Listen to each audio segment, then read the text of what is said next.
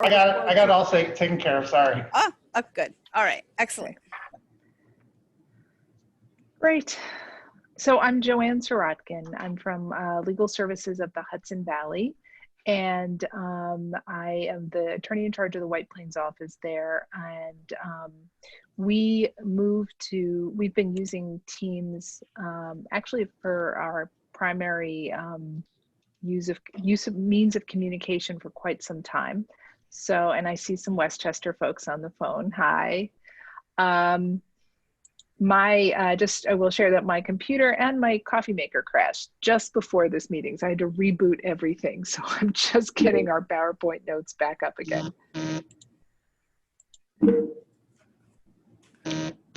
Excellent. I'll just introduce myself. I'm from the court system. I'm sort of here to facilitate, but I have a ton of interest in this topic because I am the technical lead for the court system's transition to Teams.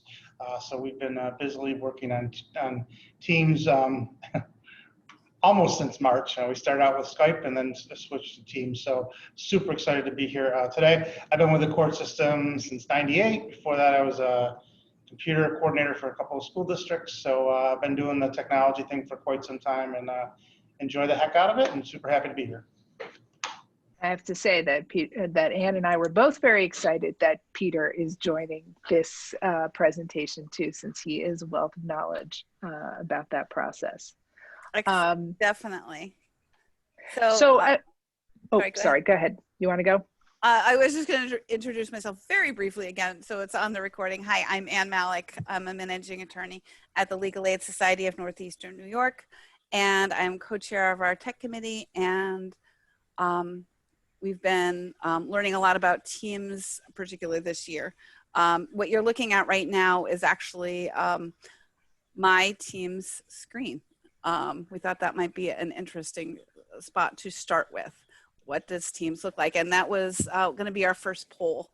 If we do want to start. I think that would be a great time to do the poll. So Peter, I think you're the poll keeper. So the question is, how often do you use Teams? So it's hourly, daily, weekly, monthly. What is Teams? I'm thinking about adopting it, but have not jumped on board yet.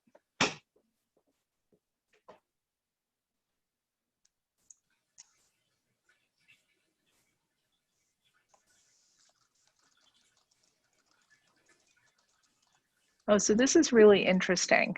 So we have 3 people who are kind of living in my world where Teams is an hourly part of your existence. Some people, one person who uses it daily, one person who uses it weekly, and 2 people who are thinking of adopting it but have not jumped on board yet. Okay, so that really is helpful to us because it'll give us a sense of where we need to go. And someone just posted in the chat, I voted daily but don't actually use it yet. I won't be using it until the courts switch over. Okay. So just to give you a little framework, our discussion here is not primarily aimed at the court use of Teams, right? And we're focused more on, utilizing Teams as a Microsoft tool inside your organization and all the things that it can do. But Peter is also here and he can certainly answer questions. Thank you, Peter. This is really interesting. So he can certainly answer questions about the court-based system. Ann and I are here to talk to you about how we've used Teams within our organization. And it's, in addition to the tool that it's being used in, by the court system, internally inside an organization, it's a chat board, it's a channel discussion board, it's a video conferencing tool, it's a communications tool, all built into one. And we were going to ask if you can, and you don't mind, since it's this is meant to be really just a discussion more than a presentation, although Ann and I are going to do some top 10 things to think about when transitioning to using Teams. But if everyone could, okay, I'm just going to share the results. if everyone could put their cameras on to the extent that you can, this will definitely help facilitate the discussion. So Anna and I work for similar kinds of organizations, but like different cultures. And so we went through kind of our top 10 shared tricks for transitioning to teams within the organization and adopting teams. And so I think it's really helpful. I'll start, and then maybe you'll do the next one. So I love seeing Anne's program because it's a little different than our program, but there's a lot of similarities. You know, within your organizations, you already have sort of existing cohorts that you can use to create a team. So what you're seeing there is the Teams channels from Anne's organization. So for example, at Legal Services where I work, we have 9 offices. So each of those 9 offices have their own Teams channel for communication. And we have many different practice area programs. We have housing and DAP and domestic violence and public benefits and so on. And each of those practice areas have chat boards where they discuss issues, immigration.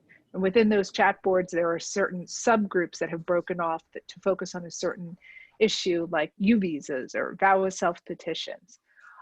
So that's one, in terms of your transition, one thing that's always a good idea is take advantage of the naturally existing cohorts that already exist within your organization, because it will be easier for people to make sense of where to put information within teams.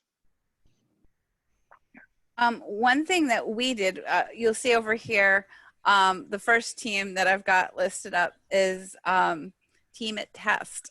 And that was part of sort of our training when we were learning how to use teams.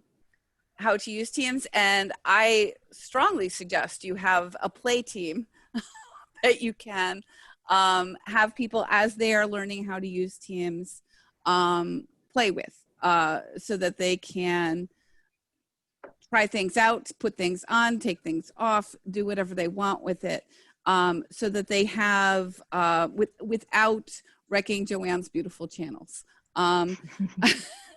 It's important to have training for people, and it's also important for them to have a hands-on ability to try what you're training them about. One thing you'll see here is I sent people an intro video for them to watch, on their own time, and they could rewatch it again. And it was sort of one of the Microsoft videos, and it just sort of marched them through a tour of Teams, and watch it at your own speed, however you like, and then come on here and play on the test team.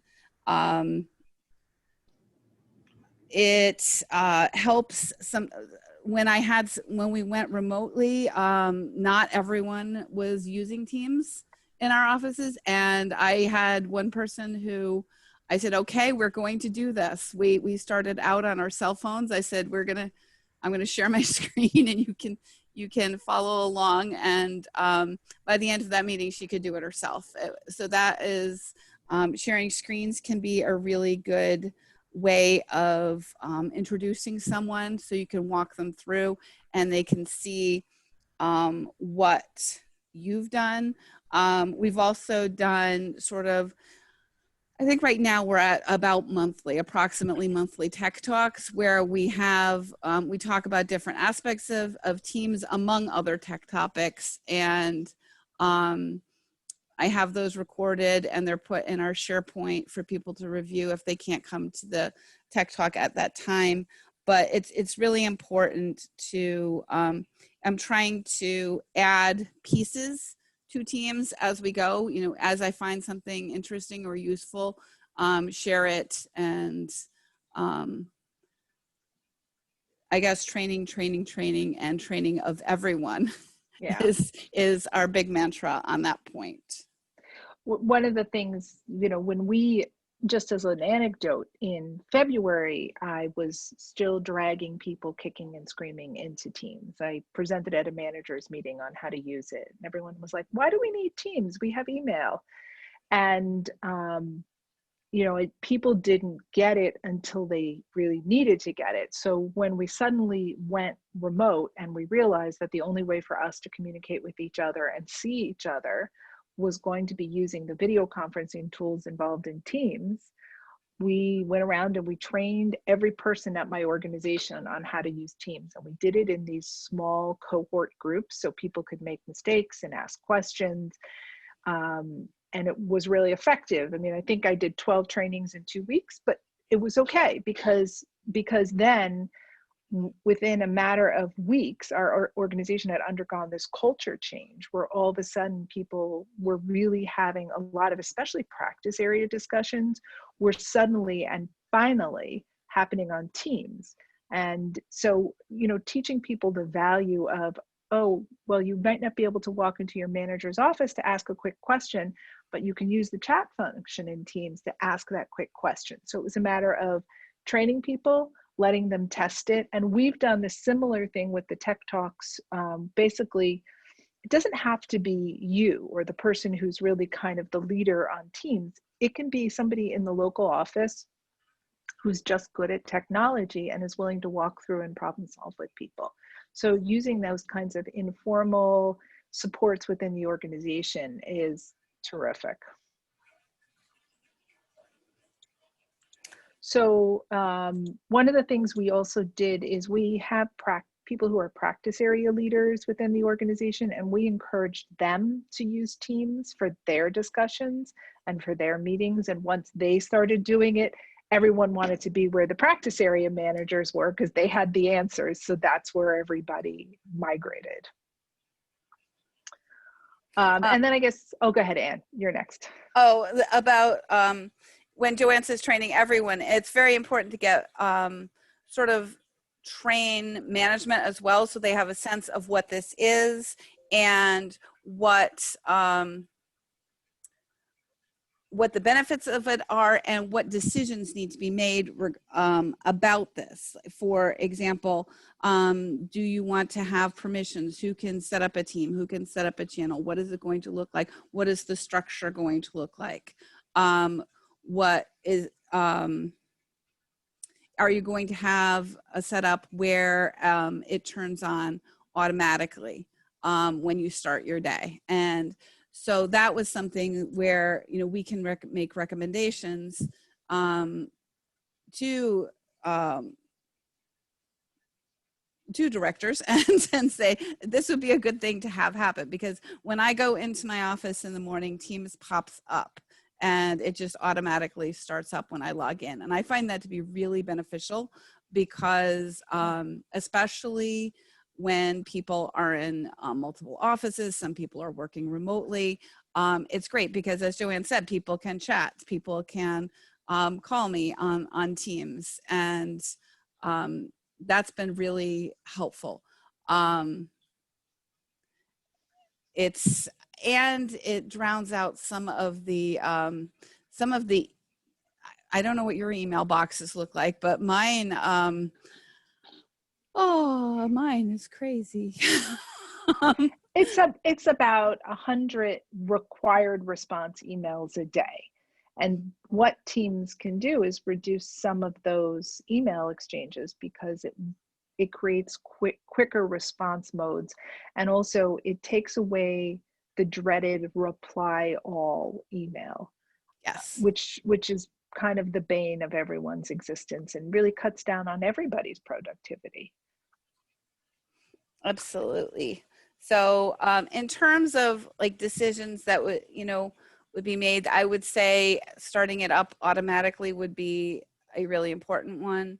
And then do you want to have teams to be, anyone can set them up? Do you want to allow people to have private channels? Do you want to allow people to have private teams? How do you want those things to be set up? Because that, one of the dangers of private teams that we've seen is sometimes they're duplicative. People don't realize there's already a team set up for something if they're new to a practice area and they're starting to try to set up another team. So that's something. I was going to say also, we encourage managers as well to hold their team meetings in Teams. So just what we're doing right now in Zoom, all the managers do their weekly check-in every week in Teams using the video conference tool. Leadership is usually the one calling the meetings, and so it's really important for leadership to use the tool so that people know how to reach people.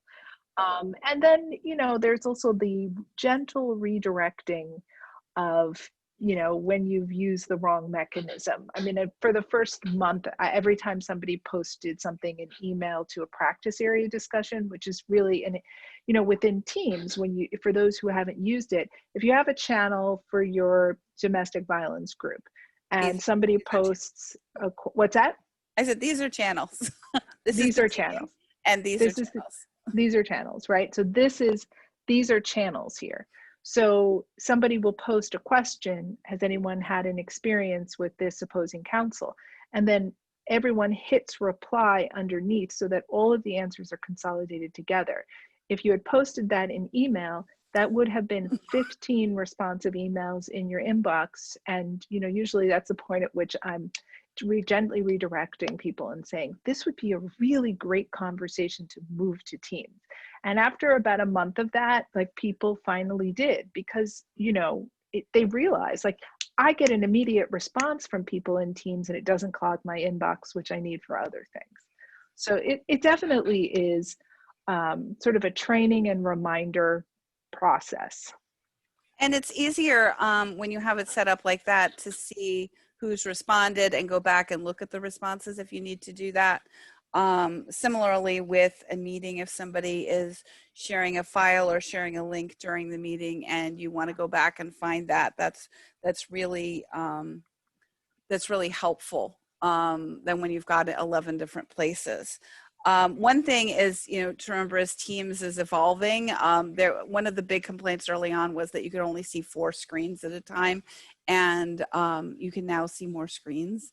And I believe the plan is to get even more screens. So, so that is not as, things that have been issues in the past are becoming better. So just because you might have tried it in the past and you didn't necessarily like it as well, give it a try now. As Joanne was saying, meetings, video conferences, you can now video conference with people outside of your organization.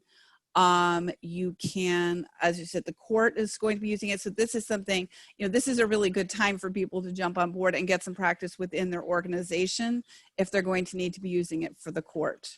So that's another selling point for Teams, and a reason why it's a really good thing to get used to.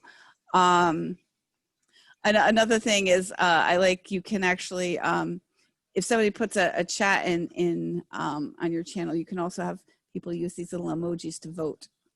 So if you're saying, shall we meet next Tuesday? No, let us not have another meeting. So there are some nice little tricks that are available. So one of the things I was going to share, now we're going to go see special apps. So one of the things that we're using in Teams is additional apps that you can add to Teams, and one of them is Planner, which has made it really nice for managing projects. This is a group that is assigning things to law clerks, and so you can see different people are assigning things to different clerks, and you can see, what's been started, what's in progress, what's completed. You can filter it however you want in terms of filtered by what's been assigned to who. This is the progress one. You can assign it by due date, labels. You can give things different labels. These aren't labeled, but you can. Priority, and you can also, so this is the grouping. You can also do filters, and you can filter, what is due today. So this is what is due today, what is due this week, what's due in the future. So this is another thing that's really useful to make part of your team if your team is working on a project. So I recommend that one. So just to add, when we talk about apps, they're kind of add-ins to Teams. In other words, they're not part of the platform, but because Microsoft owns all of these different apps, you can basically choose to add a specific app to the team, and then that team becomes a place where you can run the apps. So one of the apps I use is Forms, and I use it to do quick polls for people about when do you want to have a Yay. meeting, and then the poll, there Here it is. The poll will then show up in the team, and then the results will show up in the team, and people can vote. Anne was showing me the project management app, and I haven't used that myself yet, but there's a lot of different tools built in there. Definitely, definitely. So another thing you can do is you can put files in your project in your team or in your channel. You can also pin your project to the top of files, or you can make it of its own tab, which is nice. So here is something where someone is working on what on earth is going on with my benefits, and people can just go in and add what their experiences are with my benefits, and you can pin it right to the top of your channel. So those are things that I think have been really useful. There's a couple. Oh, sorry. Oh no, by all means, go. So there were a few questions in the app, and actually our next item that we wanted to talk about was response to one of those questions was about the phone app. So one of the great tools is that there is a free app for smartphones that you can download to your phone. And so you can now use your phone to communicate with your teammates through Teams. You can chat, you can call, you can video conference, and it's we've used it quite a lot. You can opt, as our organization did, to feed our phone lines through Teams. So if you look around my office, I don't actually have a desk phone anymore, because the Teams device is also, we have our phone system feeding through Teams. And so the Teams feature also has a phone number. Now that's only for special licenses. So, you know, the free Teams app that comes with your Microsoft 365 license doesn't have that. Right. It only allows you to use the internet to do what we're doing, which is to have video conference calls, but it doesn't allow you to call out. And then the questions were, is there any way to see everyone on Teams at the same time? So I think, as Anne was saying, depends on how many everyone is. Yeah. I think they're working on something called Teams Live, which I think currently allows up to like 44 people, and they're looking at increasing it to even more than that, like thousands. I think they're looking at right now. I think it's in at 9. I'm pretty sure. That's been my experience too, is you can see 9 people at a time on Teams, but they're working on expanding it. And Yeah. let me just see some other, there was another question. Can we talk more about external meetings? Okay, so internal versus external has to do with your license level. So, and Peter probably could even talk about that even better than I can, since he's had to secure licenses for the entire court system. But basically the level of license determines whether or not you can include people in outside meetings. So initially when we started using Teams, we couldn't. We've upgraded our license, so now I believe we can. In the past, so if you don't have the higher level of licensing for including people in outside meetings, that just means that if the person doesn't have Teams, you can't invite them into the meeting. The way this Zoom program is working, for example, you didn't need to have a Zoom license to participate. The higher level of Teams has that. One of the levels, licensing levels of Teams has that, but I'm not sure which level that is. You want me to interject real quick, just a little bit? Oh, that'd be great.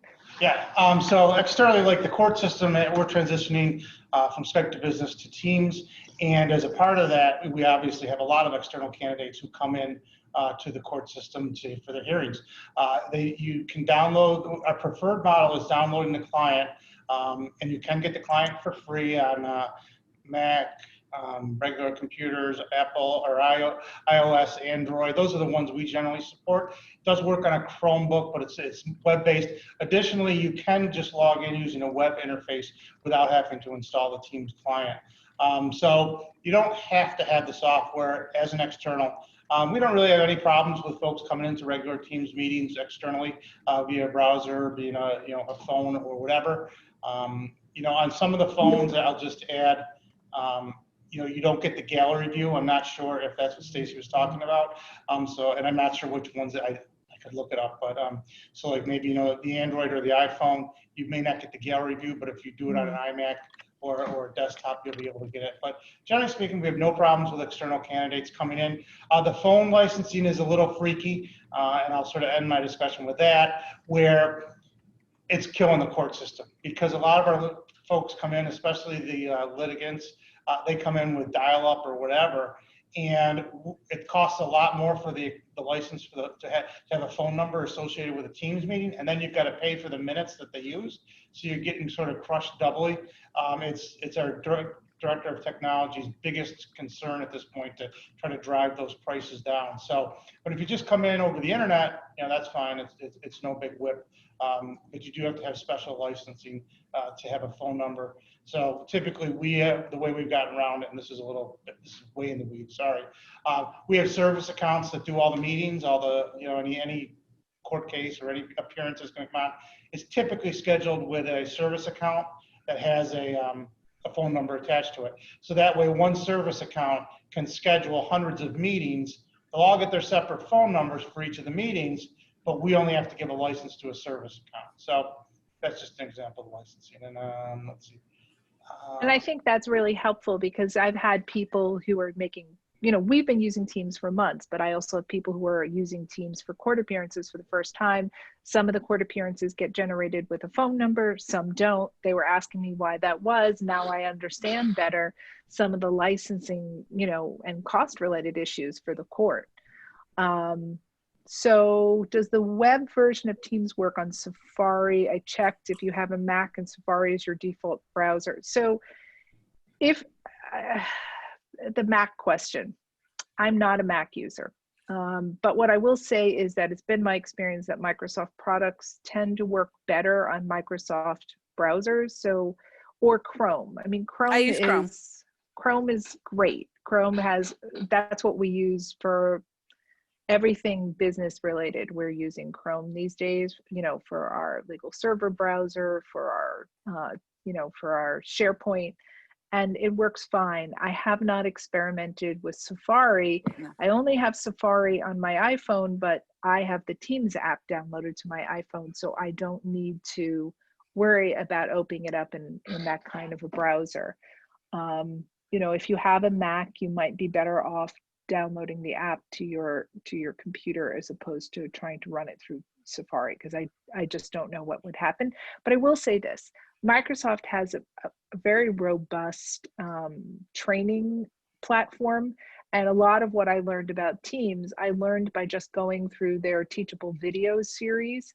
So you might be able to get some of those types of questions, sort of the more granular questions, answered in some of their in their training videos. But I'm not a Mac person, so I don't know.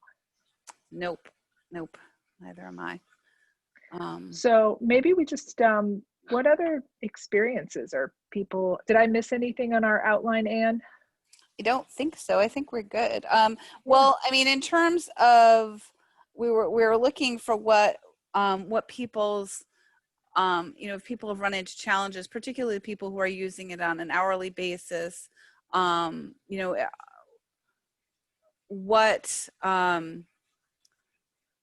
things have, been the most useful to you, and what things have been the biggest challenges for you. And we hope that we could have a little discussion as to where people are with it, particularly the people who are using it a lot. So, I was one of the people that, I was one of the people that, that use it hourly, and I actually love Teams, and I think a lot of the the sort of new features that they've added over the last so many months have been great. Like the gallery view was something that we really wanted, and we got that like about a month ago. I find it, like I use Planner, not everybody at the organization does, but I also like the way it integrates with like OneDrive, that sort of thing. I think, so I was the one who asked the question about the web version of Teams on Safari. And so somebody asked about like external meetings, and we actually don't use Teams. It was decided not to use Teams for external meetings. And the big reason was that, so for the, I think something like 20% of all users of like web users out there use Safari. And one user of Safari tried to click on the link, and they were not allowed on the computer that they were using, because it was a work computer. They weren't allowed to download Teams, and they couldn't access a Teams meeting via the Safari browser. This was months ago. This was like in the early days of the pandemic. But because of that, and this was like a high level sort of like funding thing. So we decided after that experience not to use it for outside calls. And so we actually use Zoom for outside calls. But I think if Microsoft made that one change, and made Safari, like the web version of Safari, available, I think that would, help us to adopt it outside of just, our internal usage. That being said, for those outside organizations that I do know that use Teams, I do have external video calls with them often, regularly, actually. Like we have an IT vendor that I communicate with via Teams chat. I have another question. That is, does anybody use Teams for webinars at all? We're thinking about possibly using it for webinars, but we primarily use Zoom for webinars. And I think the way that evolved was just because we didn't originally have the external facing version of Teams, and we just made a choice that Teams was going to be an internal tool, and then we upgraded over time. And I'm sensitive. I actually am really interested now that Peter has shared what he has of going back and finding out, do we get additionally charged when people use the phone number? Because now when we generate that is good meetings, to know. there is a phone number attached. Now I'm concerned we may be generating additional costs, whereas I know from our Zoom license, we don't generate additional costs related to that phone number. So we have both, and we've done, we do most of our external facing webinars in Zoom, but we have done a series of Know Your Rights training videos, which we recorded in Teams, and our development department essentially converted them into YouTube videos, which we posted links for on our website. So, that's kind of how we're tackling the problem, is just utilizing multiple technology for multiple needs. Mia, I know you had a question. I did. It piggybacks the question that Stacy had. We've had a couple of court appearances in the family court in White Plains, and we are having a problem getting a gallery view. We have not had access to being able to see other counsel. All we're really able to see is the judge, which is a little disheartening at times. Has it definitely been in Teams, or has it been in Skype? No, it was in Teams, and actually it was this morning with because you should be able to go up and I think it's under the 3 ellipses, choose gallery view. You can also, if you click on your profile, go down to settings, there's a new meeting experience, and that's going to get you, if you activate that, you have to do that and then restart. That's going to get you a 7x7 view, so that's up to 49 participants that you should be able to see on the screen. Okay. So activating that, the only caveat is it's basically whenever it says new meeting experience, until all the bugs are worked out, it's like a beta. So like they'll put things in one day and they'll take it out the next day, and you'll be like, wait a minute, I just had that. Peter, can you just say where that is again? Is it in settings? Yeah. If you go up to your picture, the little round has your initials on the top right hand side. Go to settings, And then do you know which tab it's under? That should be under the general tab, and it should be like it's the last one on mine. Turn on new meeting experience, and then you have to quit Teams and restart it. It's interesting. It's not an option for me. There might be a reason for that. There's probably a reason for that. Because we have what's called the government cloud, which is typically 3 months to 6 months behind the general business one. So it may already be built into yours, whereas it's still a new meeting experience, and they do that to test the security and stuff like that. But I'm pretty sure even with the general business account, you should have an option in there in one of the views to choose gallery view, or there's even a couple of other new views that they're doing now. And I can definitely get 7x7 in my teams. No problem. So Mia, I'll let you know if Mia is also a Westchester person. I mean, I can let you know what's happening locally and what other DV practitioners are seeing. Like it may actually be something on the court's end at this moment in time. I wasn't sure if it was on the court's end because Stacey was actually at the appearance this morning, but we were having, as I was sitting in the hallway, we were having that difficulty and it was just unnerving. And then of course the client couldn't log on, so we had to do half telephone and One thing I've noticed is just there is a difference between like the app version and the web-based version. If you're in the web-based version, like on the screen share we were just showing was the web-based version, so it just might not be an option on that. That's true. That's true. And I know that like I've moved a lot of people in my office to like a lot of them started using Teams on the web base, and then they convinced them to download the app onto the app or had the IT download it onto their computers. But that's great. I actually think that's the big reason why we're recommending the client instead of the web app, Mia, is because you can't get the gallery view with it. So that would. So your suggestion would be to download the app onto our desktops as opposed to just logging in with the link the court gives. Okay. It's free. You don't have to register, and it gives you a lot more superpowers. So. Thank you so much. I appreciate it. And if you have Microsoft 365, you already have the license for Teams. I've asked and IT. So you can get that going. And you can like create your own teams within it as well as use it for the court purposes. Thank you. Yeah. I have one that I want to Go, share. Peter. It's a problem. It's not a solution. So I just sort of want to see how everybody else is dealing with it. We went from Skype to Teams, and in Skype, the chat was associated to a meeting that it went away. When people got out of the meeting, they didn't see it.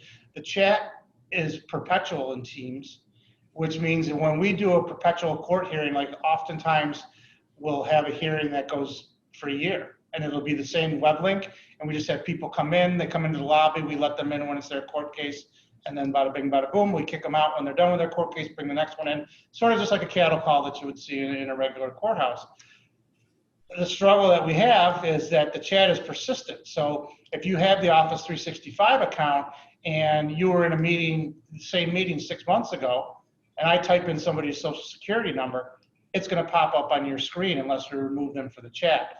So we're sort of discouraging folks from using the chat, and there's no way to turn it off. It'd be, if we could turn it off, that's our technical biggest request from Microsoft to have that feature turned off, because if you put text in there, if you share a file, here's my social security number, here's whatever, unless you've removed the other participants from the chat, logged in using the client and stuff like that, but there's a chance that they're going to see anything that's ever put in there. So just anybody, are we the only ones struggling with this? Because Microsoft doesn't seem to care about us. I mean, I know what you're saying, because we have some reoccurring meetings at our organization and the chat does live on. Yeah, it doesn't become a problem for us because we just use those meeting chats to post our next agenda, tag to the last agenda. I think if the court simply puts into its, its messaging regarding the automatic, there's a meeting that gets automatically generated, right? So one of the things you might be able to do is add to the bottom like an automatic message that says, do not use the chat communications or something like that during the court appearance. I think if you ask people not to do it, lawyers, I think, will certainly follow it, because nobody wants to get in trouble for doing the wrong thing in a courtroom. Just trying to think if there's another way. It's not like, see, Zoom, you can create meetings and control the chat functions. I don't know what. Now I'm curious, Peter, and I'm going to go back and see if I can figure out the answer to your question. Well, I don't according to know how to make it Microsoft, stop. there's not. So don't spend a whole bunch of time. Yeah. So just, if anything, be forewarned, chat is perpetual. So you may get, something may pop up in your chat from a meeting that you were in 5 years ago, and because it lives forever. One That's thing, a problem for other reasons too, because we do have some litigants who are really, what's the word?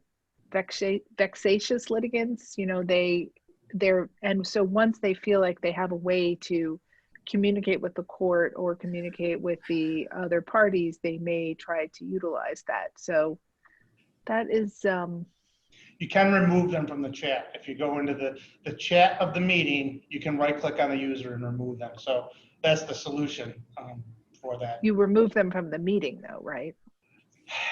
Very interesting. They're two separate things, but when you create the meeting and send it to them, it automatically gives them access to the chat, because that's the basis of what Teams is. It's to make everything Teams orientated. So even if you remove them from the meeting, they are not removed from the chat unless you go into the chat feature and remove them as well. Interesting. Not that I've spent a few thousand hours on this one, but.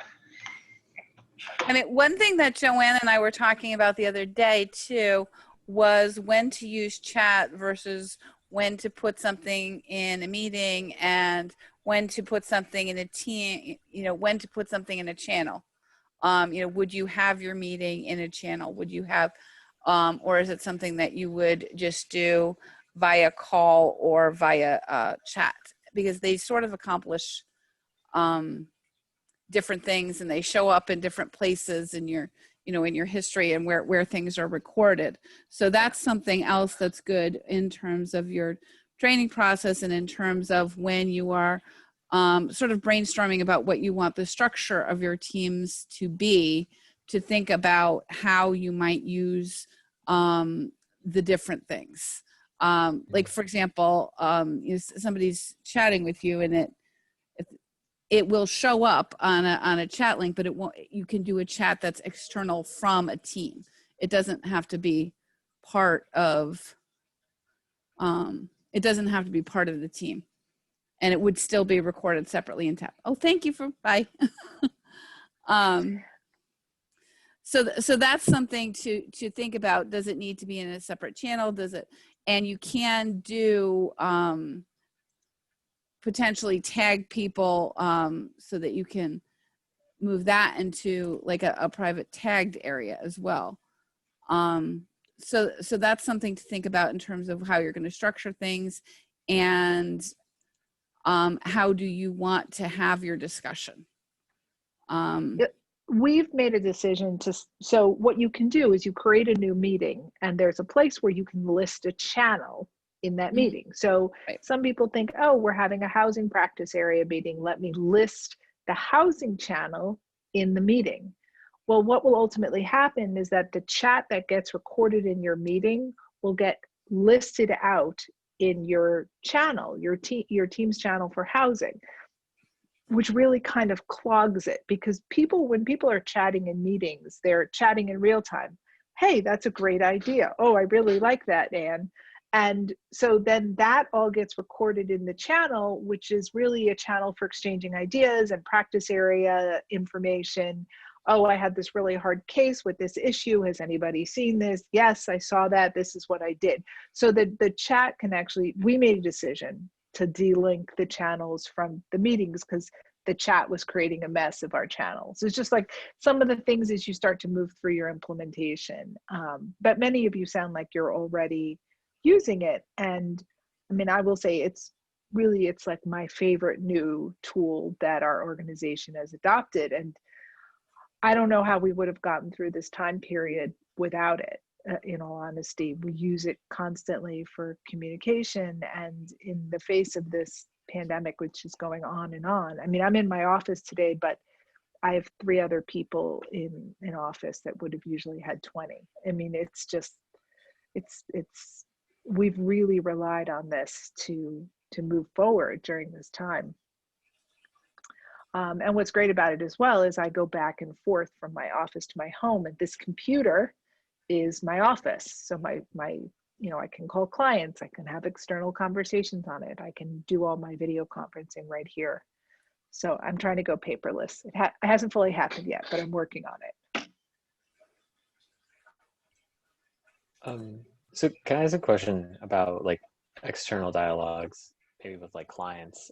So like I guess, is it possible for them to just reach out to you through Teams? Like once, I'm just not sure how like the external conversations work. So, well, for us, we have our phone, we do not have, so we used to have like a broadband phone system that's gone. We now have Vonage. Vonage is now feeding, so my phone number and extension, which previously fed to my desk phone, now feeds to the phone feature in Teams. So clients will call me that way and leave messages at my voicemail instead of leaving messages on a desk phone where they would have previously. But that is a special license and requires like a special licensing level. And in your program, I don't know, you don't have the phone system attached. Clients can't call into Teams to talk to you? No, we haven't had clients, no. We have VoIP, but we don't have it linked in any way to Teams. So could they message you? Because I'm just like, I have yet to like have any kind of external conversations or like chats, and like I know you can like I guess by using someone's email address look up if they're on Teams, and I was just wondering. That's interesting. We haven't tried that. In our cases, we've mainly been using it for internal communications and internal project planning. Like for example, we just did a project where we were gathering we were trying to get everyone to give us all their translated documents that people have gotten translated over the years, give them to us so that we can put them all in one spot in our SharePoint so that we don't have to get something retranslated that is already translated. So, I mean, what we did was we made a place in Teams for everybody to put it, and then I synced it and shipped them all off en masse over. After I changed some of the very strange names that people had named things. But to answer your question, that's a licensing issue, right? Yeah. So your teams, the teams that you get is like, it's limited to your organizational license. So the components of Teams that involve the chats and the posting board, that's just internal. Like I can't pull people into that are outside my organization because they are not on my license, right? So we don't use it for that feature. I don't know what organization you're with or what database you use. We've been using Legal Server, and that does have a texting and email component to it, which we've been able to build into Legal Server, and that's been effective, although we really do try to discourage clients from texting into the program just because of the way Legal Server, that's a whole other conversation, but just the way Legal Server then parses the information, the text goes under the client identifier and under all of the cases the client has ever had, as opposed to the single legal case that you're working on at that moment in time. And the other problem with that is that it only goes in under what phone number we've got for the client in Legal Server. So if the client borrows their sister's phone, it does not go in. It does not go into Legal Server. It does not go where they expect. So yeah, that's a whole other thing. We've used that as well, Legal Server, rather than Teams for that. But we only do it for pushing information out. We tell people you can't push information in. But yeah, we don't use Teams for any kind of client communication other than phone communication. And if we need to email with the client, we still have Outlook. And the nice thing Yes. about Teams is that Outlook and Teams, they sort of talk to each other. So if you have an appointment in Outlook, it shows up in Teams and vice versa. Yes, that is a very good feature. I'm actually mindful, does anyone, Peter and Anne, do we have a hard stop time at 2:50? Am I incorrect about that? If so, we're 3 minutes past it. I know, and that's what I'm noticing. Yeah, I don't know how hard it is. I think the meeting goes to 2:50, but I think they created the meetings to go to at least 3 o'clock. I do have to break away for 3 o'clock, so if we could. As do I. Okay. So, well, I just want to thank everyone for joining us. This has been a really interesting conversation, and I encourage people to reach out to us. I mean, I'm happy to answer any questions about Teams. And it's good because it's definitely helped me to think more about what our license allows us to do, and some of the barriers, like I hadn't even thought of the Safari issue, and that was helpful to hear about that. So thank you. Yeah. Thank you to Peter. Yes, for all the insights about the court. This is fun. Thank you. Okay. All right, so I guess we'll wrap it up. If you have any questions, you can reach out to Anne or Joanne or me, and we'll be happy to assist in any way we can. So, thank you, everybody. Have a great evening. Thank Have you. a great day. Bye, everybody. Bye.